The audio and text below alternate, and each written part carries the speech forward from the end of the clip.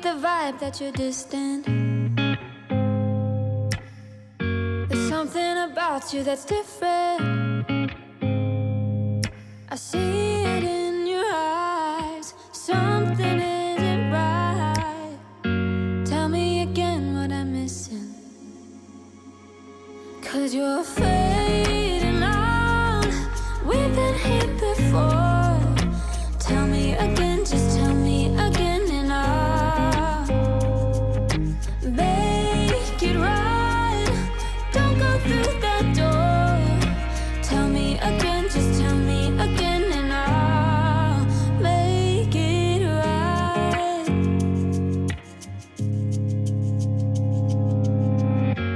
It is a lie when you tell me that nothing is wrong, just leave it be.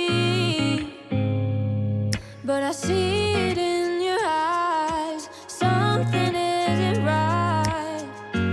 Tell me again what I'm missing. 'Cause you're fading out.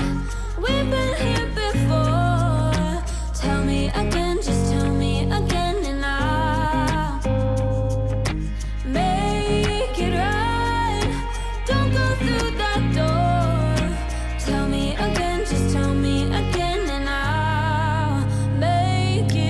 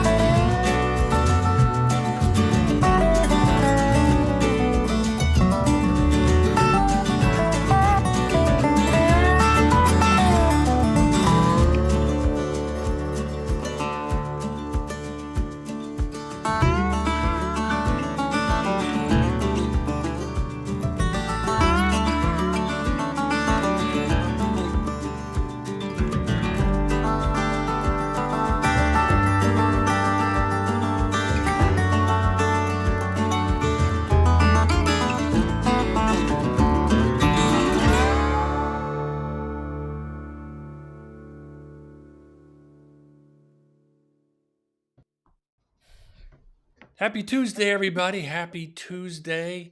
We're in the middle of January. Things are cranking. Hope everybody's well. Rodney, how are you? I couldn't be better, Andy. How are you doing? You know what? I'm excited about today's show and really glad to see you. Um, I was up in your neck of the woods just about 2 hours ago. I should have dropped in and said hello. You should have. We only see each other at distance this way now. But anyway, I'm going to introduce myself. My name is Andy Elliott. I'm a real estate agent here in Williamson County. That's the Nashville area. This is Rodney Wilds, my buddy. He's the VP of F&M Mortgage, also located in Brentwood, Tennessee. That's Williamson County. And the purpose of our show is nothing more than to present information to you. We're not ever going to try to sell you anything. But if you do have questions, our full contact information, license info, all of that is in the description box. So if you ever want to send us a text, send us an email, or give us a call, happy to answer any of your questions because, there's a lot of questions out there, and that's what we're here for. So that sounds like a pretty good start, right, Rodney? That is as good as it gets right there. Good Nothing as it better. gets. Did you, so I have to ask, did you shoot any birdies, eagles, or doves over the weekend?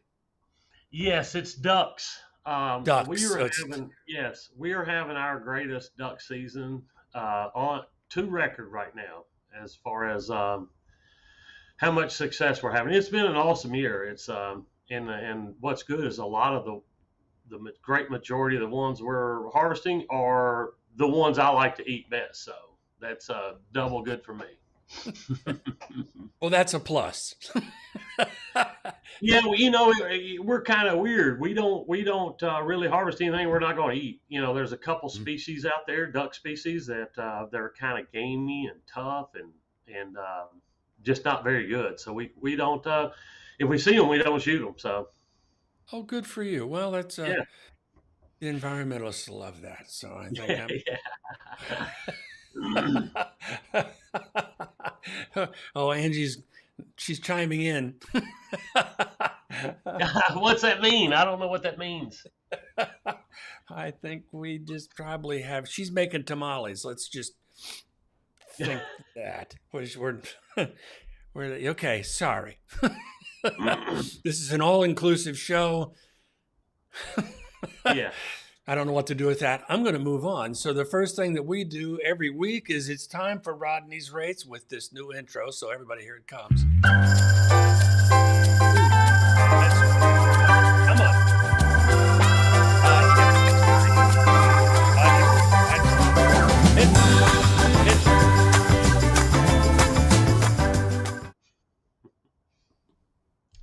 You got that's exciting stuff right there. I like it. I like it. I do too. And here we go. We're gonna do. Whoops, we're locked on that. Bear with me.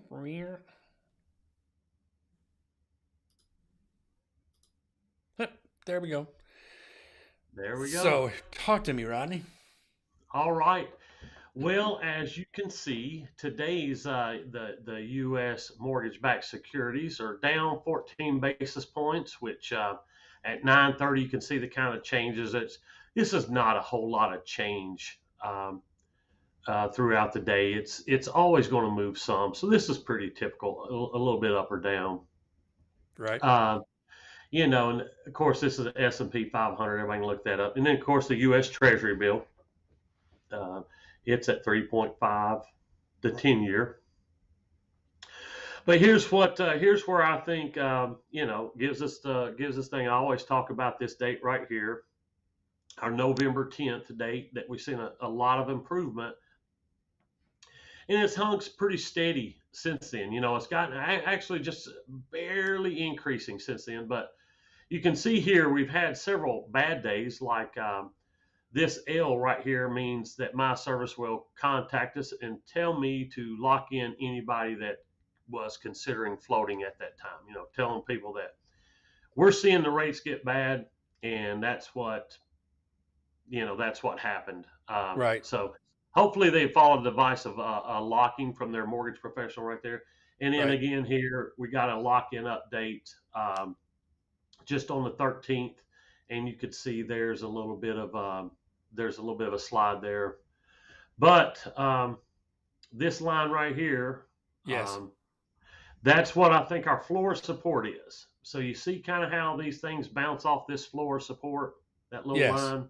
Yes. So I think that's what's keeping us. Now, I think if it's hard to break through either the floor support or the ceiling, so when it does, that's when we see our biggest kind of hits both ways, if that makes sense, That of makes total gains sense. and yeah, of gains and losses. So.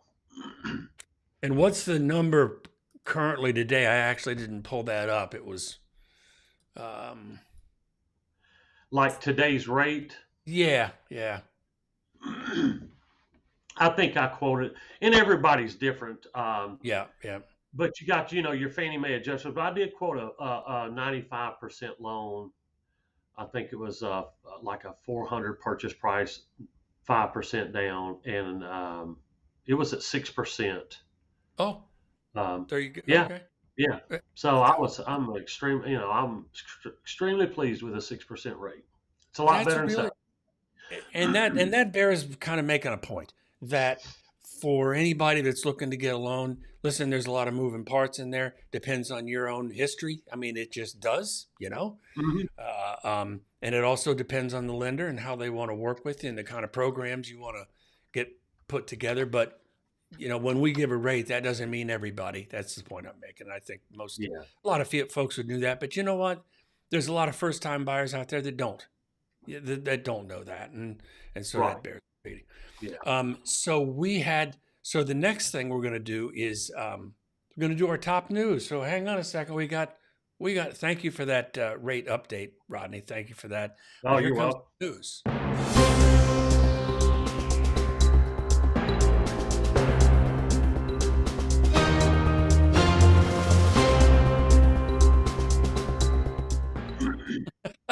That's pretty good stuff right there. I mean, that felt pretty official. You're going to have to get you a news anchor hat or something. If you're going to, you know what I'm saying? I mean, a tie or something. I mean, that thing is. Oh, no, that'd be good. And then you sit on your shirt to make it real tight. Then that's what you do. I think Yeah. that's right. For anybody that watches us, we're a pretty casual group. At least I am. Rodney looks awesome. He always looks awesome. But Oh, shoot. I'm as casual as I come. sometimes I wear pants. Is that inappropriate? Does that cross the line? I don't know. Not on TV. I mean, not Okay. on radio or whatever we're on. Demonetized. Okay. Well, the first article that I was hoping that Rodney could handle, and most of them today are his, is the Wells Fargo situation where they've backed away from. The only way I can describe it as not a lender person is they've backed away from mortgages and they're stepping back from the housing market. That's the headline. So, Rodney, what is going on with that? Well, I'll give you some real life examples. We called our rep. We're a correspondent lender here, and there's millions of us just like us that sell to Wells Fargo. And what Wells wants us to do is originate the loan, underwrite it, close it by Fannie Mae guidelines, and their guidelines, right? They're published, and then send it to them, and they buy it. They service it, and then probably sell the rights to Fannie or Freddie or whoever's actually, got putting the money with that. And I think they do a lot of Freddie stuff too. But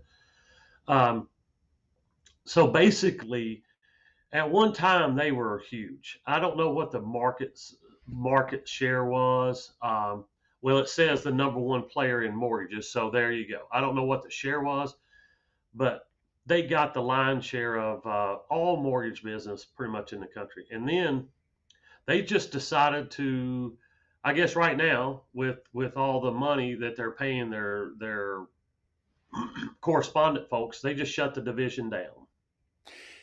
Just for clarity, and I'm going to interrupt just for what correspondent means.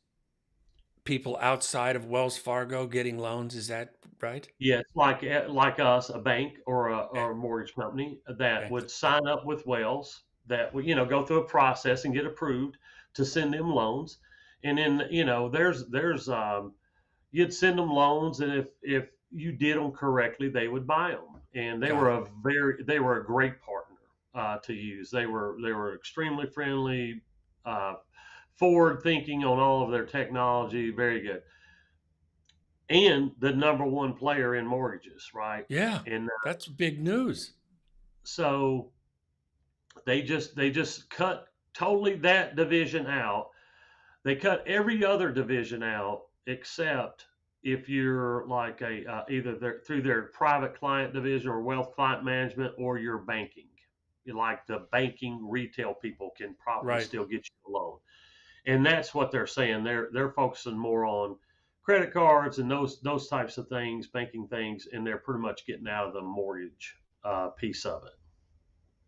That's does that have any impact on lending in general? I mean, that means that you have, for anybody in the lending business that's not working with a particular company like US Bank or them, in house, that means that there's just one less option. I'm sure there's dozens. I don't know, but Yeah, what's the impact on that? it may be a little more significant than one less option just because they were so big, but they had been over the last few years. They had been you had actually heard a couple different times that they were getting out of this business, right? Ah, ah, Except this time they did it. So actually, when I heard the news, I was like, "Old hat," they've thrown this out there two or three times, hmm and then it hit the real news, like CNBC, and then it was out, and I was like, right. "Wow, that's really happening." And we called our rep, and our rep actually said is they found out 30 minutes before a call that to get on the call, and it was my rep, their boss, and their boss's boss all got notifications to get on the call, and then they were released 30 minutes later. And not much information at that time had been given to them besides, "Hey, we're closing it down." But I get it. It's even though they were number one, when you get that big, you have so much in cost as far as personnel for underwriting, buying, and all the stuff that they do with Yeah, to take in that kind of volume. yeah. They're seeing money bleed out so fast. To me, I think they just wanted to lop it off. They wanted, with the increasing pressure from the government that they've received over the last few years, hadn't they been involved in a couple little things? So I Yeah. think it's you know whatever it was, their checking accounts or bonuses on checking accounts, whatever it was. But um, there's some speculation that they want to clean that up through and this could possibly free up some money and make it easier. But Right. they would have to carry this debt, of a correspondent division not turning many loans for another several months. So Right. I do you think that this um, two things? Do you think that there will be, s- I mean, knowing competition in business world as it is, somebody will try to take their place? I mean, I would expect that to be the case. Or will Wells get back in the game at a later point? Is that what you just said? Do you think they'll come back? I think the people, I think the market will absorb it. The Got it. players now would love the opportunity to grow, right? Yeah. So I think that the loans would be absorbed, and yes, at some point in time, it's just like anything else. Um, the the next president of Wells Fargo, say if it's in 5 years, 10 years, whatever it is, and there's a booming mortgage market, they're going to grow this thing to as big as they want to grow it again. Um, Yeah. Yeah. it's just a market. They look at it right now, and like I've got probably $1 billion worth of expense and nowhere near that kind of return, and they just lop it off. Right. They just Yeah. And I'm a Wells Fargo fan personally. I think my loans to those guys, but I know that they've took a couple of massive. They've been hit with a couple of fines, and that I'm not judging. What do I yeah. know for anything? But they've got some significant fines. That maybe this is part of that impact. again, Yeah. speculation. But anyway, I thought that was fairly big news. Thanks for helping Yeah, me. it was big. Yeah, it's big news for us. It's kind of wild when you see these things happening. Well, the last time we saw a big company, like Goldman and those guys, remember that Wall Street thing when one went, there was Yeah, several to follow, and that's kind of the right. question I was asking a little bit. I think seems to me isolated. Yes, I think so. Now it's not isolated at that. I think it's so far it's isolated at that level, but at my level, there's all kinds of mortgage offices closing. Um, but this is not, a mortgage, a nice mortgage office in Nashville or Franklin, Tennessee closing is not going to make the news headlines like, well, the number one player in mortgages, 100%, step. 100%. Yeah. Thank you. That's what I was looking for on that. So the second in the news topic I had thought interesting, and Rodney can help us with this one, is really making him do the legwork today. The mortgage refinances seem to be surging, according to this article in CNBC, as homeowners take advantage of lower interest rates. And you just talked about 6% relative to Mhm. much higher, last year. So is that industry wide? Are you seeing that to be the case, that refinance is? I haven't seen. Now they say it's increased, sparked a 5% increase in applications to refinance a home loan. Um,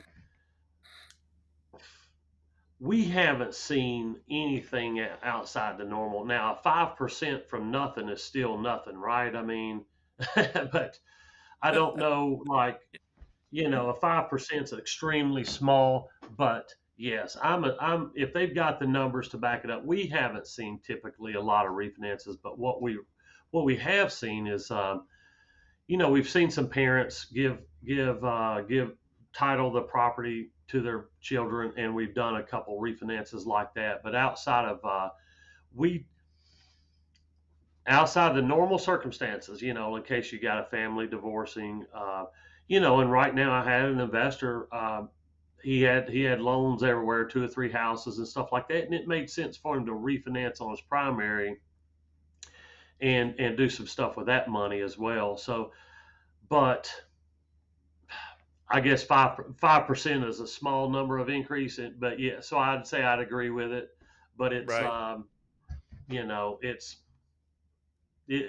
only reason 5% is not that big a deal is because we're at such a low level. Right. And I think probably that the headline, I don't think it's designed to be misleading, but surging in smaller percentages, it doesn't take much of a leap to be a surge. Right. Yeah. Yeah, I mean, You could wow, actually it's say up it doubled. 100%. It's gone up 2/10, whatever Yeah. the real Yeah. You number could say is.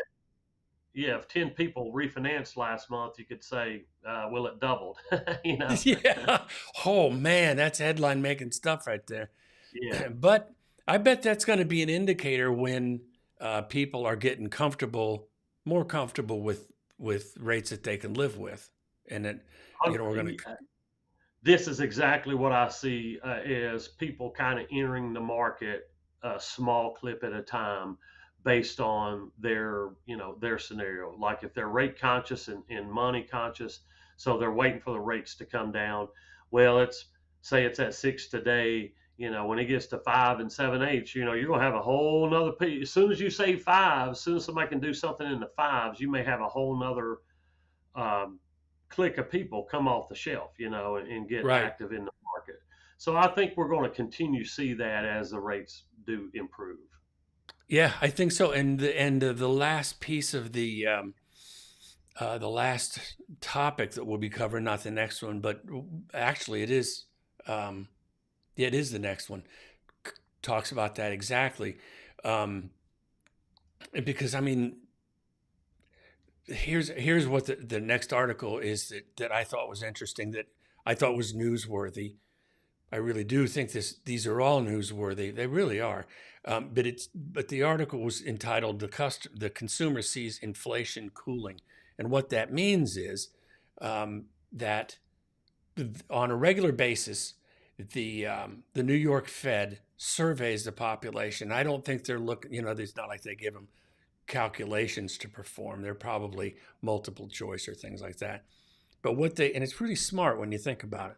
What the Fed's doing is they're taking the temperature of how people feel about the market. They're not able to be specific because most of us, including me, I'm not a numbers guy like Rodney is, but I can tell you how I feel about it, confidence and such. And what the article had to say was what they learned was this, and here's just a personal observation. I think it's what Rodney was saying. You tell me if you agree. That the economy, based beyond the fundamentals, is really based on how people feel about it. Would you agree with that?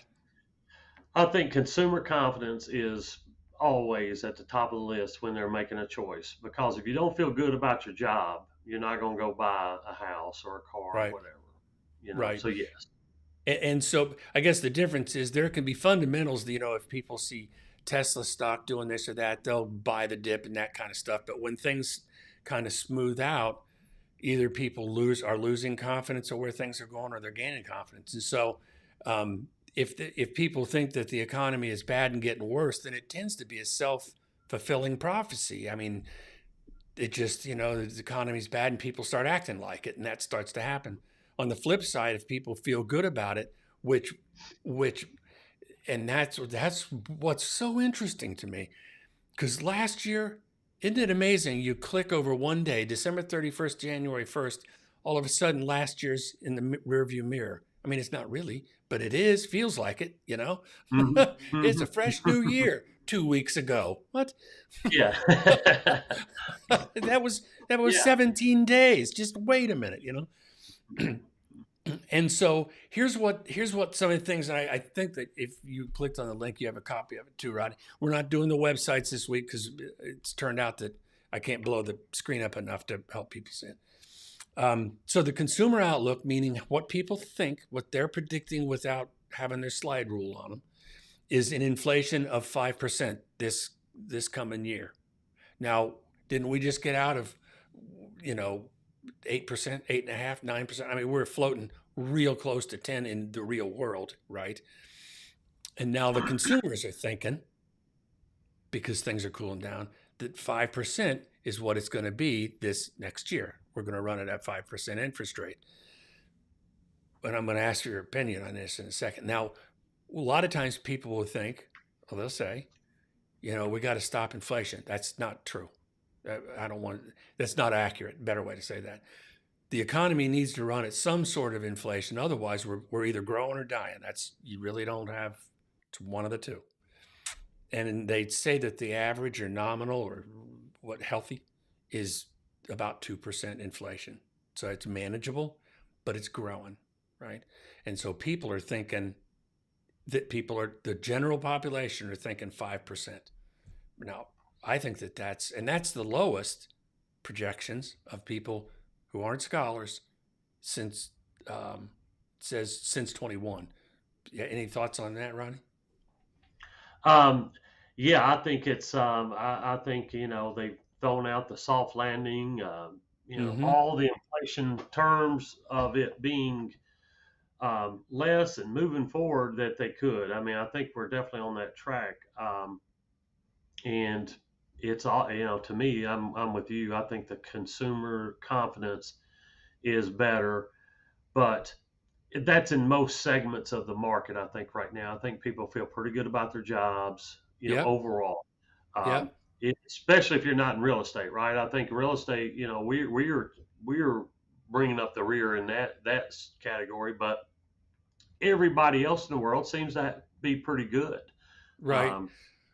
But one of the I thought the interesting thing about this article, it had the household spending expectations tumbled a full percentage point to 5.9%, the Right. lowest level since a year ago, January of 22.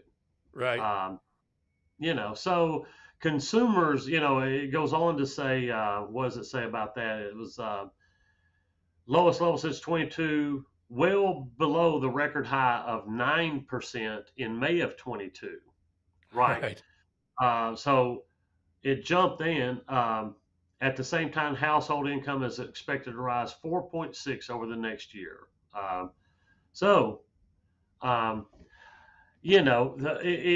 I think consumers got their, basically what it's telling me is, see if it's your take on this, but basically is they got their spending in line with the market conditions. Yeah, they got the message. Yeah.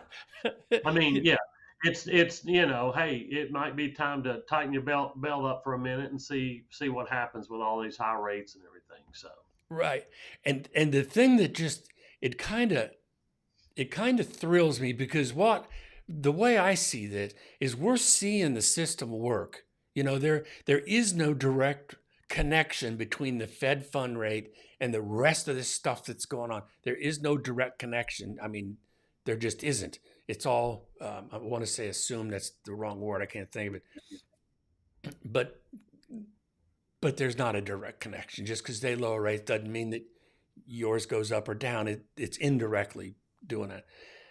But we're seeing it work. And where you had these people saying, we're going to go to inflation of 15%. I mean, just crazy numbers.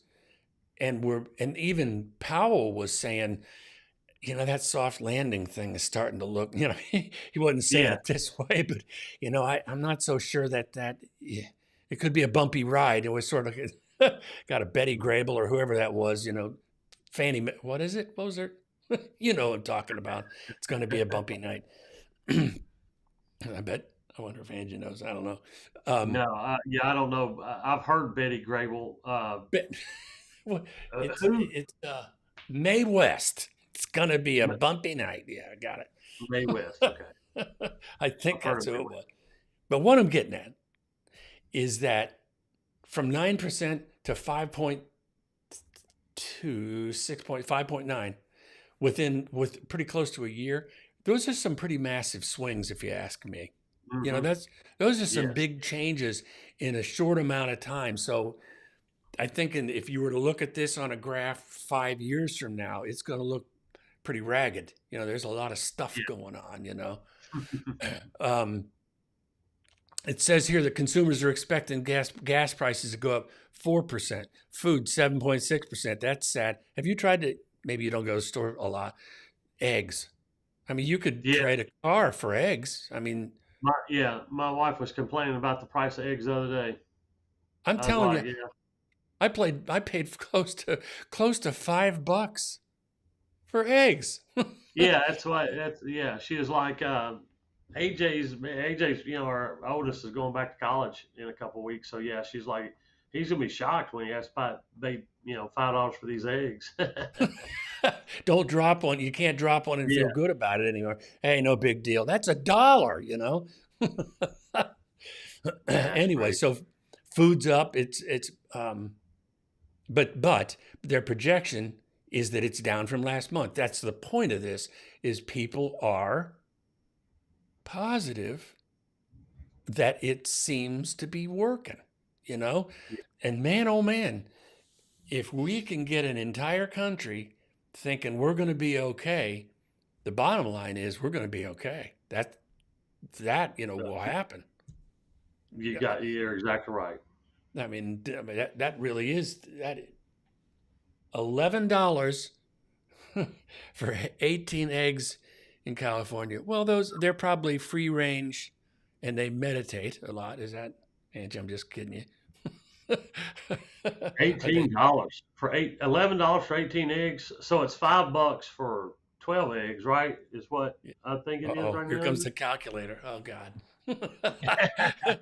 What's the price per egg on that? Break it down for us. That's a lot. That's what that is. No kidding. And that's not the brown eggs, that are special, regular cheap eggs. The ones just left laying on the ground. You got to go pick them up. I get it. I actually couldn't believe it. I know we're going on and on about eggs, but where else are we getting bit that I'm not paying attention to? Here everybody's being positive and I'm bitching about it. Jeez. I seen some guy, some YouTube video or something about a guy was like, they was trying to explain to him about the free range eggs, and he was like, I don't care what they are. He is like, give me the imprisoned eggs. He is like, I want them cheap. I don't. Yeah, I'm, Free rent. I'm getting. Yeah, I understand I get it, the mindset and all that stuff. But anyway, so then we're on this, just the last point on this situation. The final, I'm going to say the final target, but I sure don't mean that because I don't know that. But it's the job market that we've got what they're trying to get a handle on now. And they've just done, who am I to say, but if people are feeling good about it, it looks like the soft landing is possibility, meaning we're not going to go into a deep recession. I read several times while doing research for this show, it was going to be short and mild. If we have a recession, it will be short and mild because the economy is a big, big ship. And when you set it in a direction, it has to drift that way for a while before it can go back and forth. So things aren't immediate, but trying to get the jobs market is what their next, I'm going to call it prime target. I don't know if it's the next target, but it says it's 1.7. I called it nearly 2. I guess it's close to 2. There's nearly 2 jobs for every worker. And so their concern is, you can see what they're trying to do, what they're trying to make an effect on is if there are fewer jobs to be had because the economy is slower, then that matrix is going to close up, because if you've got that kind of demand for workers, well, what supply and demand? Hello. right. Yeah, Workers are going to be able to demand more pay. Yeah, and rise the cost of push wages and business costs of everything higher. If you've got it said 1.7 open jobs for every available worker. For every worker. Yeah. And how they count those jobs is really weird. The available workers, there's way more people that could work than are on that list because of the way they count those. Gotcha. It's a really weird thing. So, well, that's troublesome when you got one. It's Well, one of the things they take into account are the people that quit looking, right? I mean, because I think to be on that list, you have to submit that you're looking for work. Effectively, you want work, and that means that you're a worker. I don't know. It scares me about the welfare state a little bit. I mean, how do you live without working at all? Somebody's paying for it, and I think it's us. Yeah. Parents or something. I mean, it's something. It's not like I'm sending you a check. But anyway, the bottom line on that, and I'm really excited, and I hope it continues that as the new year has turned a corner, the message that the people are given out is that we feel better about things. And here you are talking about 6% rates for a particular person. But gosh, that seemed pretty almost impossible here not so long ago. We're bumping heads with 7%, and low 5s for a 15-year. So, yeah. Oh wow, see that? You'll have to do a class on. We used to call those Canadian mortgages. I don't think you call that anymore, right? I've never heard that term. Yeah, Canadian. I don't know why. You call them 15 Canadians, 15-year term Canadian mortgages. Years in past, yeah. And all it boiled down to is you made a payment every 2 weeks instead of once a month. It was that would save. I think that saves just like a little under 3 years, like 2.5 years. Yeah. If you do a bi-weekly payment. Yeah. It's but the Canadian loan. Canadian loan is what it was called. I don't know. I have no idea. I could have been hallucinating for all I know, but that's what I called it for a lot of years. So anyway, this has been really good, and we are bumping heads we're pushing a little bit long. So we'll go through this next part. If you got time to do one more, Rodney? 100%. Yes, sir. The question that was posed is what past recessions will tell us about the housing market, and this kind of opened my eyes a little bit. The whole point of the article is you can tell your future a little bit by history, but we're in that spot where the last historical thing we have relative to a recession was a game breaker, the 2008 one. And and there's a lot of people buying now that's really the only recession they experienced. And it's notable and it was emotional, so everybody remembers it. But here's the facts about that. And what the comment was, in a recession, clearly we know that it is a possibility. It's probably going to happen, hopefully going to be mild and short, like they've been saying. And that's okay. We still feel good about it. There's a lot of things that have to take place for a recession. I mean, you're watching the gross domestic product, you're watching the CPI, the PPI, all those different kinds of numbers are bouncing around. There's a lot of parts in that measurement. But what we want to do is look at the history and see what happened in other recessions to see if we actually, if prices dropped. And that's the question on the table. Bear with me a second here. Got to fix something. Technical. Bingo. There we go. So here we go. Okay. Recession does not necessarily mean falling prices. And if we look at, these are the recessions, those are the notable recessions in the past, looks like 30 years. And I, for one, wasn't even completely sure about the recession in the 2020. It had to be super short with the beginning of COVID is my thought. I don't know. But so in 1980, house prices went up during that recession. In 1981, that was a continuation, of course. The house prices still went up 3.5%. And so when somebody says there's a recession, so home prices are going down, I'm talking to buyers mostly because that's what they want. And I'm not trying to be aggressive or anything, but that's what they want, and that's fair. But in 1991, so prices did go down 1.9%. In 2001, prices went up 6.6% during that recession. And then 2008 is the one screaming red stop sign that everybody pays attention to. I mean, 20%, and Rodney and I were in the middle of that. So even I tend to remember home prices and recession as being connected. But then the 2021, I'm almost sure that had to be the COVID dip. That's the only thing Right. Yeah. I mean, nobody was talking about the recession that I remember, on that. So do you have any initial thoughts on that? No, actually, I hadn't ever compared. I had never seen a chart that had those two side by side, like compared what your home prices did in the recession. So I think it's a very good thing because I know it opened my eyes, and I'm in the business, so that's Right. pretty cool right there. Is that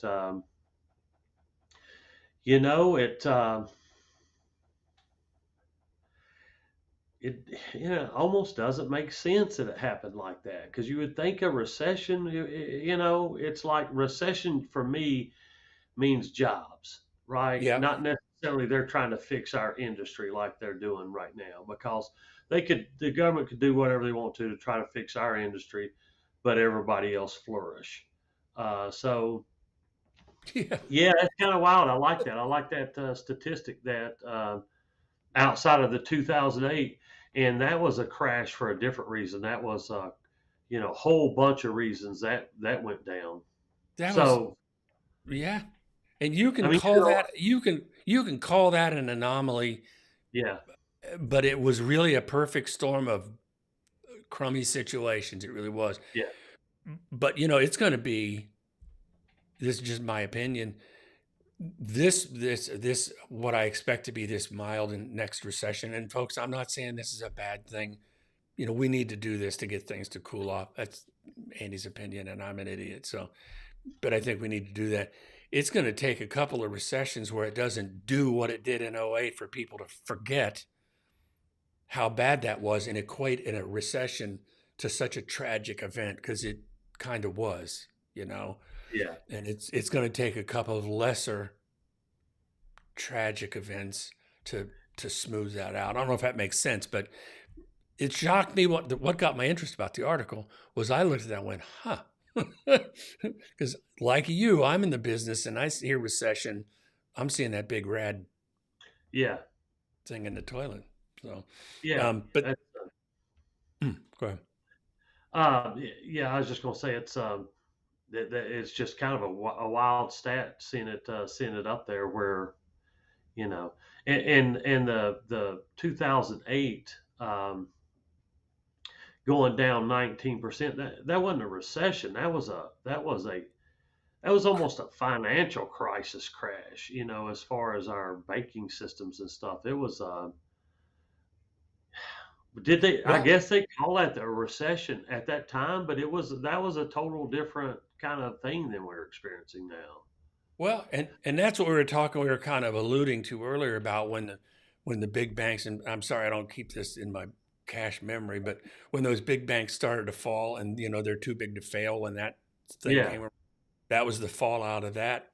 I mean, there was some big stuff happening, and it's no wonder for somebody that's in terms of recession, that's all they've ever experienced. If you take a 25-year-old or 30-year-old even, and that's what they remember mostly, well, no wonder they're sweating a little bit. yeah, It yeah, makes makes sense to me. But here's the good. I want to make this point about this particular article. What's a little bit at odds is we've got the sellers. Hi, Angie. That all the sellers, they want to keep their prices up as much as possible, and that's completely reasonable. And buyers on the other side, they want to have prices drop down. Well, what you're going to find out in this is that there's a way for a buyer to get a better deal on the house without the price going down, and it's this: that a recession does mean, according to this article, and I don't know that it means 100%, but in these 6 examples, it did, that the recession does mean falling mortgage prices, which is the point of the article. Now, in 1980 and 81, those are pretty big drops, wouldn't you think, Rodney? yeah. That was yes, I'm thinking they were in the double digits. That's my guess, to begin with. That's what I'm thinking. I mean, I should have looked up the history on, there was a time when interest was 17%. yeah. I hear about it. I never seen it, but I hear about it. No, you hear, well, yeah, that'll draw blood, that one. But then we've got 1991 recession meant lower rates, 2.25. In '01 was 0.6. In '09, now look at that. 1.13 with that big red, and rates only came down 1.13. What's the connection with that? I don't get that. And then 2020, that's when it went down 1%. Now, I'm fairly certain that was a Fed generated mortgage rate drop, if I recall. Didn't they drop the rate to close to 0 to get things moving again after COVID hit? Oh, the Fed funds rate, yeah. Yeah. Yeah. So I think that 1% probably relates to that. Yeah. Anyway, so we'll finish up here. I would like both, please. Angie says, I'll take one of each.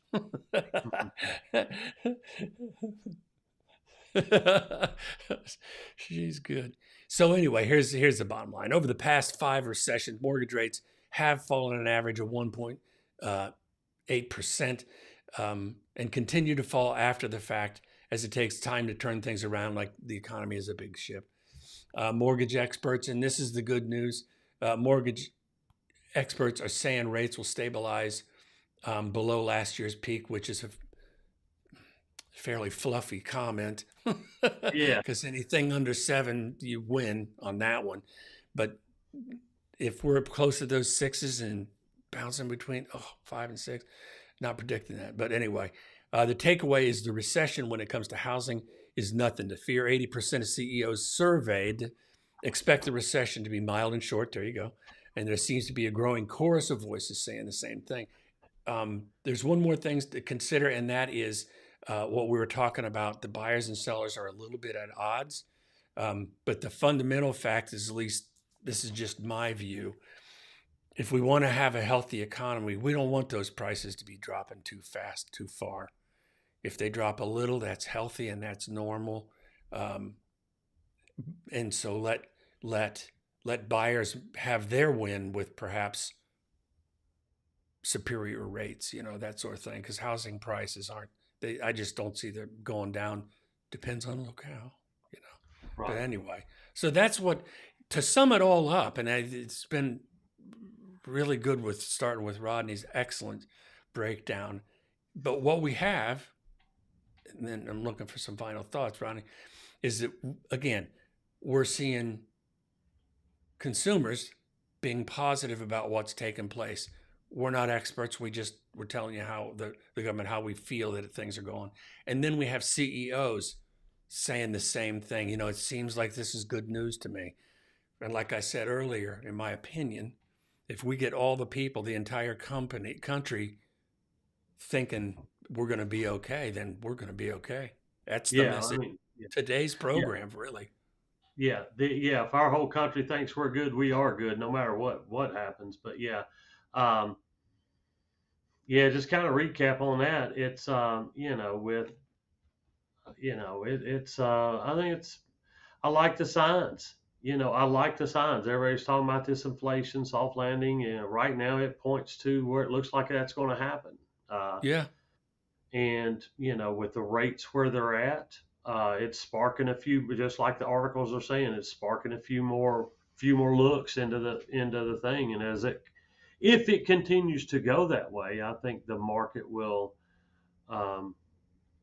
slowly get back to normal. A good buy or a good trade-off between a buyer and seller. Because I still think back to, this is what the number one thing I thought the government was trying to do with the inflation. Now, I thought everything was running away from us, like, okay, everything's getting so expensive and blah, blah, blah. But the bottom line, I kind of still felt the government was trying to get the housing market under control by having a little bit more a better balance between buyers and sellers in this. Mm-hmm. And the fact that first-time home buyers were getting pushed out. Right. So I thought that was our initial goal, for the government kind of saying, hey, this is what all the rising of the rates.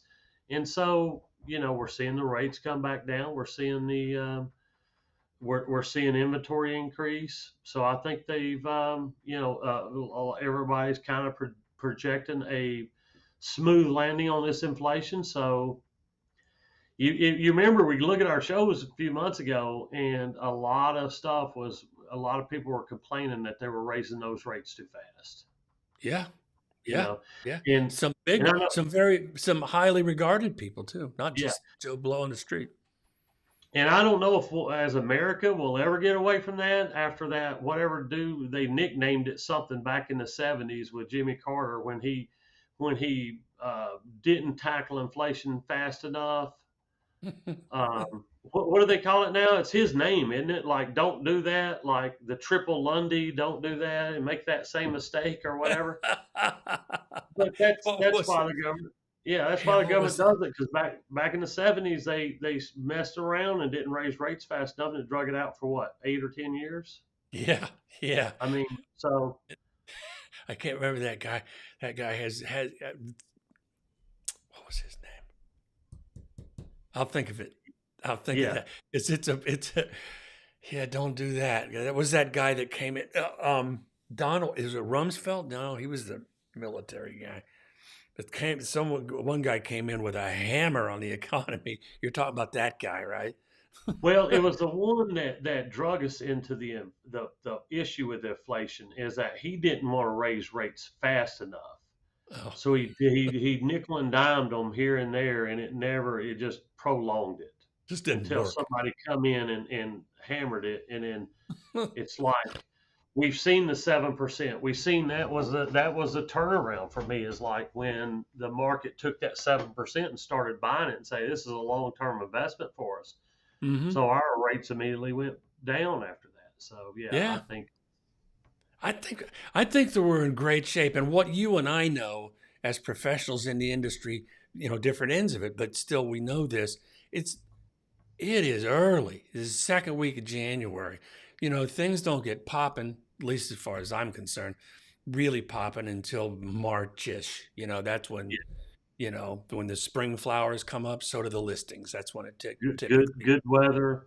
Yeah. Good Yeah. weather is always important. I felt like around here. Yeah. I love the message that, we're not just spouting the idea that things are going to get better. People are thinking that.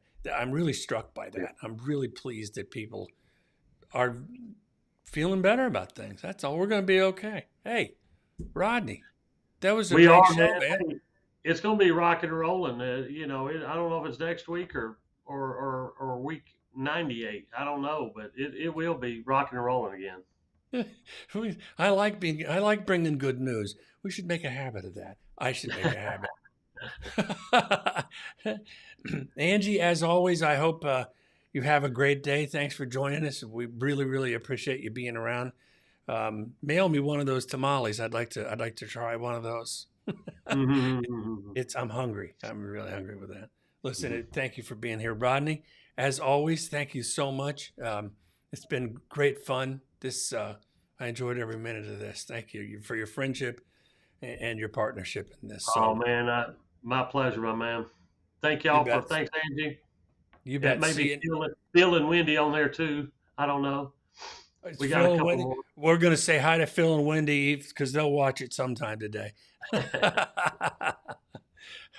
Rodney, have a great week. We'll talk to you next Tuesday. You got it. See ya. Bye.